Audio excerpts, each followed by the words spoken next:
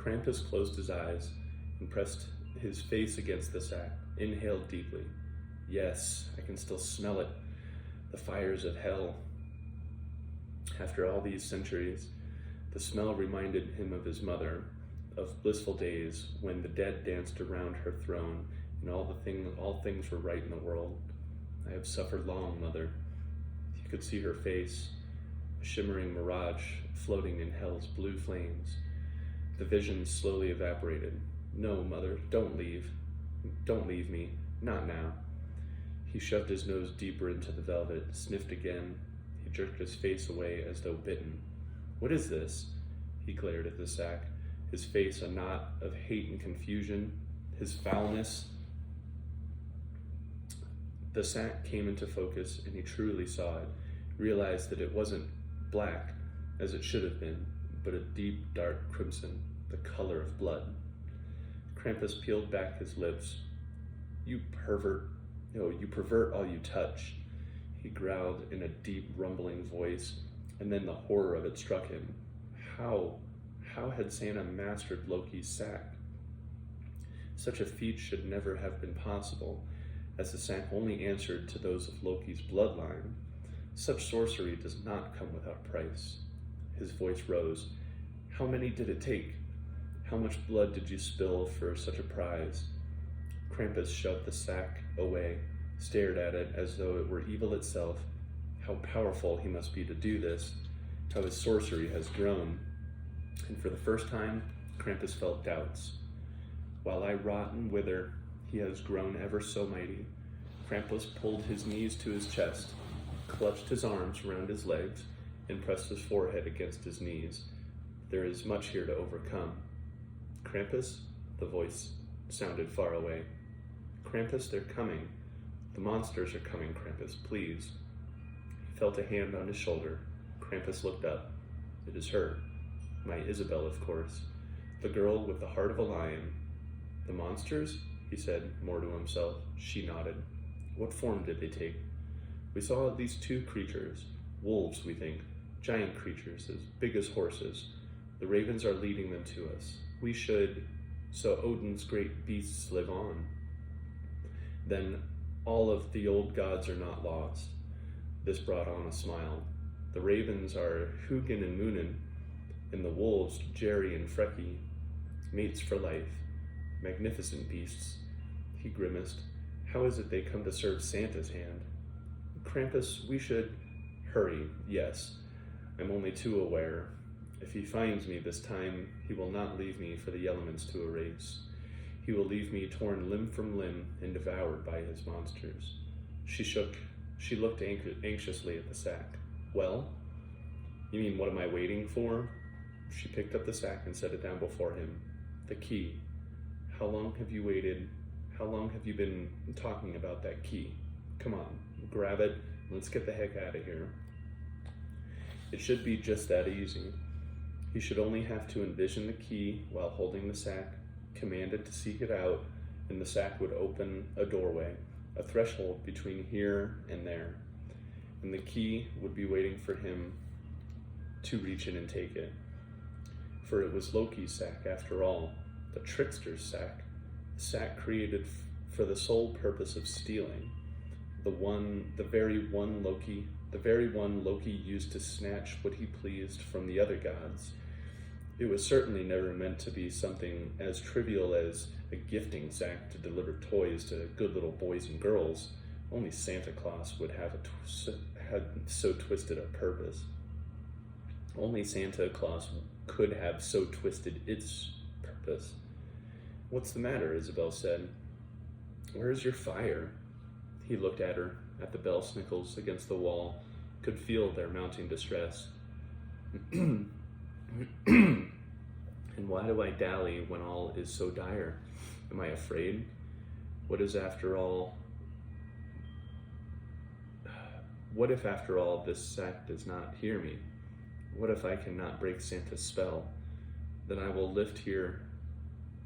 be left here to await my death with Loki's sack to mock me, the final proof that Santa bested me.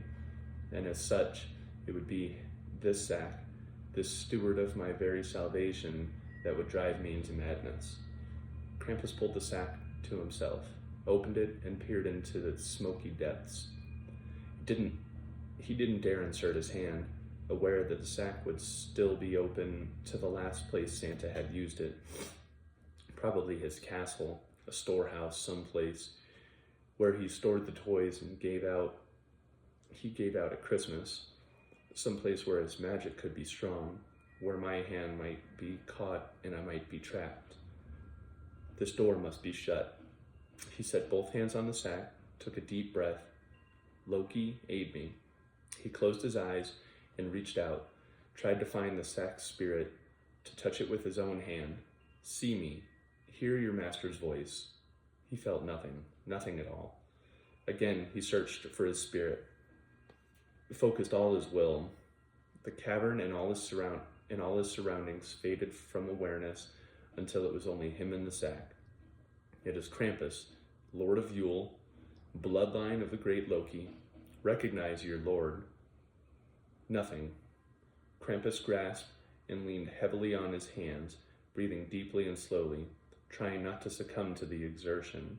He regarded the sack, contemplated its crimson sheen. Blood, he said, and then laughed. His spell is bound in blood, and so only blood can break it. Such should be obvious, but alas, I fear my mind is clouded. He stuck his finger between his teeth and nipped the tip, watched a droplet of blood form. He pulled the sack into his lap and held his finger above it. One single drop fell onto the sack, beaded upon the plush velvet like a red pearl. Honor my blood, he whispered, and slowly rubbed the blood into the fabric. Nothing happened. Loki, hear me. He waited, and still nothing. Nothing but the sound of his own labored breathing. And when he could stand it no longer, when he felt sure he would indeed go mad, the sack billowed ever so slightly, like a light breeze was blowing from the inside. A faint draft drifted from the opening, smelling of the wilds of Asgard, and he heard his name, faint and far away. Loki? Krampus asked in a hushed voice. Loki, are you there? The sack fell silent and stilled. Tears welled in Krampus's eyes. Loki? Krampus watched the dark stain of his blood bloom across the fabric, tendrils of swirling blackness swimming and intertwining like a nest of eels until at last the sack changed from crimson to black. He wiped his eyes and smiled. One drop, but one drop of my blood is all it took. How many casks of blood did it take you, Santa Claus? He laughed. The sack remembered because the sack wanted to remember, and the first wrong had been put right, the first of many, and the first drop of blood had been spilled, the first of many, the prelude to a flood. He swayed, noticed his hands were shaking, and his smile turned into a grimace. He clasped them together, tried to steady himself. He felt strong hands on him, propping him up. Isabel, will it work? She asked. Will the sack find the key? I am the master of the sack. Let's just hope I have enough strength to command it. He needed the sack to shift, to seek, to find the key, then open a new door. All of this had been so easy before, when he was a virile, robust spirit, but now the sack would exact a heavy toll, as such magic did not come without a price. He looked at his quivering hands, his frail, feeble arms and legs. I have nothing left in me. He realized the effort could very well end him. A wry smile crept across his face, and if you do not retrieve the key, what then? He clasped the sack. I'm used up, my old friend. I need your help. He closed his eyes and envisioned the key, held it clearly in his mind. If he had known the location, then he could have steered the sack, made the finding easier, the cost less severe.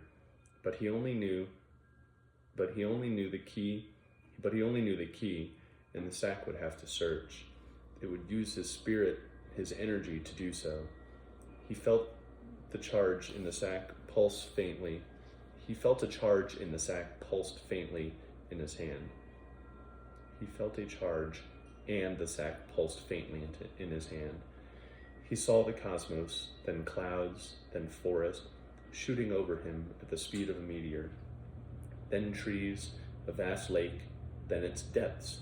Finally, the muddy lake bottomed. The key. I see it, Krampus cried. He opened his eyes. He swooned and slumped in Isabel's arms. The cave slipped in and out of focus as he fought to hold on to its consciousness. He knew if he passed out now, he wouldn't come back, not in time. He reached for the sack, got his fingers around the mouth, and shoved in his hand. His hand entered water, cold water. He pushed a little deeper. His whole arm was in the bag. His fingers found the lake bed, clawed the mud and clay, pawing, digging, trying to locate the key, and his hand bumped something rigid. He clutched the object and slid his arm out from the sack. His arm and hand were soaking wet. He opened his palm, and there, among the mud and pebbles, a key. Krampus wiped away the clay, revealing the ancient dwarven symbols as those on the manacle. The key wasn't even tarnished. It, like the hated chain around his neck, was cast from healing ores, lost smithing arts of the dwarven kingdom, metals and that mended themselves. No matter how long one tried to cut through them or grind them away, they always stayed whole, and none could attest to their powers more than he. He kissed the key, my freedom. He clasped the manacle in his hand, found the lock, and tried to insert the key. His hand shook so badly that he fumbled, and the key fell from his fingers. Here, Isabel said, and picked up the key. Let me. No, he cried, then softer. I've waited 500 years for this, have dreamed of this moment 10,000 times. I must be the one. He took the key from her, hesitated, trying to steady himself, and as his vision blurred, he found the lock, inserted the key, and turned it. There came a simple, unremarkable click, and the manacle popped open. 500 years of imprisonment ended with a simple click. He pulled it from around his neck, gave it a final, spiteful look, and chucked it into the dirt.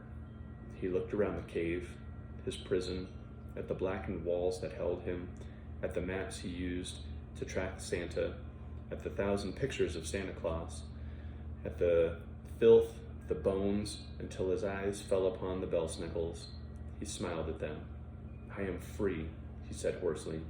I am free. Then his eyes rolled up into his head and darkness took him.